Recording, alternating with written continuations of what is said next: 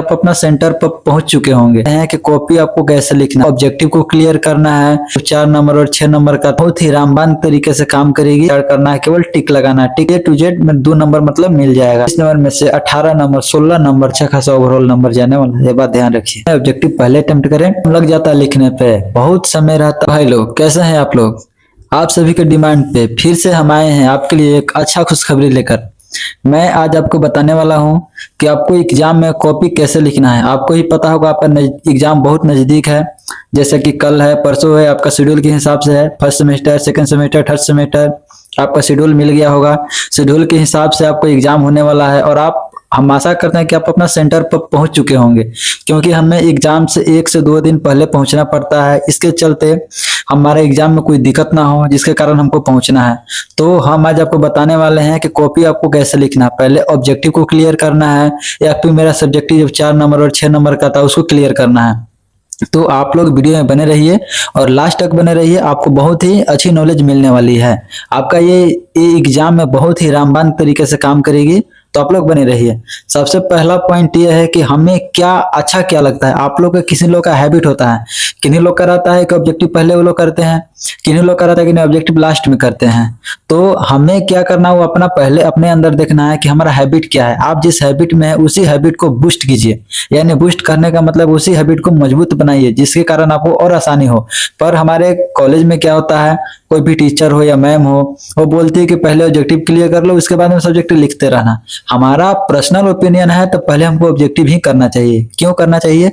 जब एग्जाम में बैठते हैं हमारा माइंड रिलैक्स रहता है, हम ऑब्जेक्टिव को अच्छी तरीके से पढ़ते हैं, उसको अच्छी तरीके से समझते हैं और उसके बाद में टिक लगाते हैं।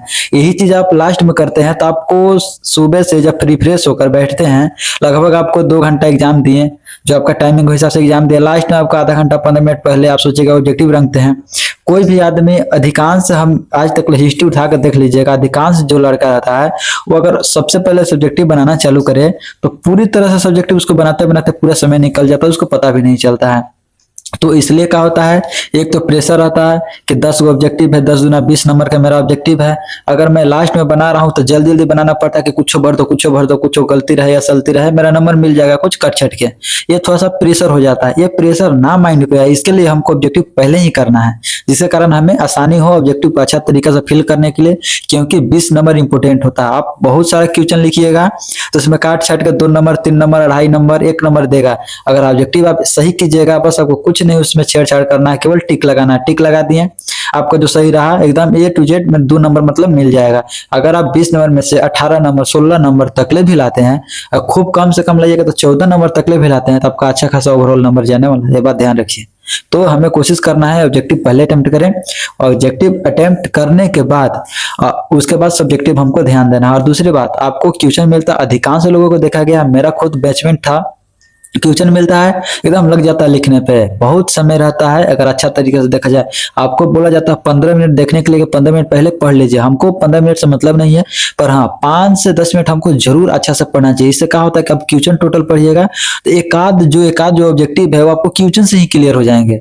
तो हमें क्वेश्चन पढ़ना बहुत ही जरूरी है। और एक और बात होती है, हम क्वेश्चन पढ़े उसमें मेरा सब्जेक्टिव कौन कौन सा है, कौन पहले आ रहा है, वो आइडिया हमको मिल जाता है। अगर मान लीजिए हमको दूसरा नंबर आ रहा है और एक तो 10वां नंबर आ रहा है, हम दूसरा से लिख रहे हैं, तीसरा से लिख रहे हैं, चौथा से लिख रहे हैं, अगर हम नहीं पढ़ ले रहते हमको पता नहीं रहता क्लास में क्या पूछा है। अगर हम पढ़ लिए एक बार, हमको पता चला कि नहीं दूसरा लिखे हैं क्वेश्चन, आंसर दे रहे हैं।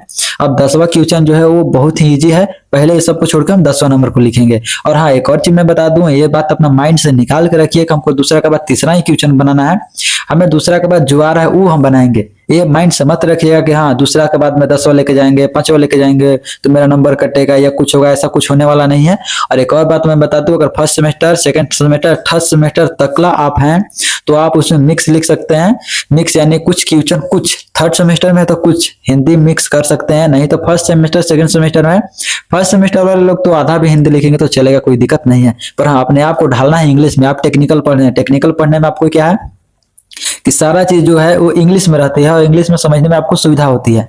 तो इसलिए हमें इंग्लिश में ही प्रैक्टिस बनाना है, प्रैक्टिस बनाते बनाते क्लियर हो जाएंगे। बाकी तो आप लोग पढ़ाई किए ही होंगे, अब आपको एक्स्ट्रा पढ़ाई करने की जरूरत नहीं है, अब आपको रिवीजन की जरूरत है। जो पढ़े हैं उसको रिवीजन कीजिए। बाकी जो लोग इलेक्ट्रिकल के हैं, मैकेनिकल के हैं, तो आपका जय इलेक्ट्रिकल होगा, जय मैकेनिकल को होगा, सिविल के हैं वो लोग अपना जय सबसे रिवीजन करते रहिए। अगर जो कोर्स नहीं खरीदे हैं, प्रीवियस ईयर वाला क्वेश्चन देखिए, उससे रिलेटेड देखिए कितना क्वेश्चन हमको आ रहा है, कितना क्वेश्चन नहीं आ रहा। अगर नहीं आ रहा तो उसको हम रिवीजन करें उस टॉपिक से रिलेटेड। आपको प्रीवियस ईयर क्वेश्चन बहुत ही इंपॉर्टेंट है। जब तक आप प्रीवियस ईयर क्वेश्चन नहीं देखेंगे आपको एग्जाम के पैटर्न नहीं पता चलेगा। बाकी जो 5th सेमेस्टर 6th सेमेस्टर के जो लोग देख रहे हैं वो लोग तो पता ही होगा क्या हमको करना है, वो लोग तो अपना शेड्यूल बाई हो जाते हैं, कोई दिक्कत नहीं होता। लेकिन सबसे ज्यादा डर 1st सेमेस्टर 2nd सेमेस्टर वालों को होता है। तो आप लोग निश्चित रहिए, आपको कोई तकलीफ नहीं होने वाली है। एकदम रिलैक्स होके एग्जाम में जाइए और अच्छा से एग्जाम दीजिए, आप लोग का एग्जाम अच्छा जाएगा। और चीटिंग वुटिंग के फेरा में नहीं रहिए। चीटिंग करने के लिए आप कोई भी कागज का पर्चा लेके जाइएगा, आपका जो भी याद रहेगा वो भूल जाइएगा। तो हमें रिवीजन करके अपने आप पर विश्वास रख के कि हम ये कर लेंगे, इसी हिसाब से जाना है। और दूसरा बात का कोई डिस्टर्ब नहीं होना चाहिए। बाकी आपको बाहर गेट वेट पे चेक करेगा, उसमें आपको डरने उड़ने की कोई बात नहीं है, छोटा बहुत चलता है, कोई दिक्कत नहीं है। अंदर जाकर रिलैक्स होकर लिखिएगा।